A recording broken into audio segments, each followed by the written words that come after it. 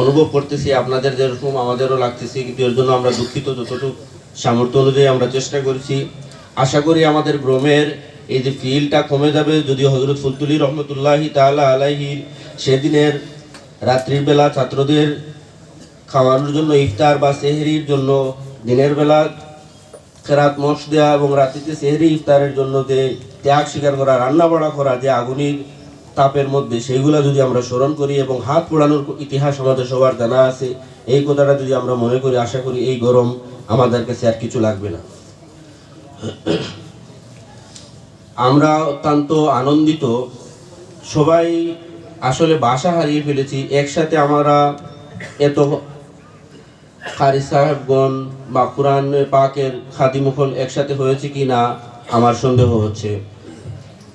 কৃতজ্ঞতা স্বীকার করি নর্থ ইস্ট লতিফিয়া কেন্দ্রীয় কমিটিকে, ওনাদের উদ্যোগে এবং কাছাড় জেলা নেকার ব্যবস্থাপনায় আমাদের সবাইকে একত্রিত করার জন্য। বিক্রমপুর আঞ্চলিকের সাথে আমিও সম্পৃক্ত থাকায় নিজেকে গর্ববোধ করি। এজন্য যে আমরা সবাই আরও যারা বিভিন্ন আঞ্চলিক থেকে এসেছি, আমরা বিক্রমপুর আঞ্চলিকের কাছ থেকে অনেক কিছু শিকার আছে বা জানার আছে আমি মনে করি। দুই একটি কথা আমি তুলে ধরতে চাই। ওনারা এই বছর থেকে হজ প্রশিক্ষণের একটা কর্ম হাতে নিয়েছেন, যেটা চলতেছে। সংক্ষেপে বলতেছি যেহেতু সময় কম।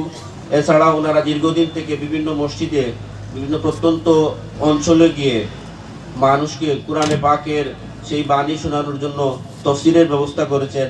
ওনারা কাজগুলো চালিয়ে যাচ্ছেন, ওনারা প্রশংসার দাবিদার, আমরা প্রশংসা করি। আর যেহেতু এখানে কেন্দ্রীয় কমিটির মহামান্য সম্পাদক সাহেব বা সভাপতি সাহেব আসেন, সুতরাং আমি আরও এক দুটি কথা সংযোজন করতে চাই।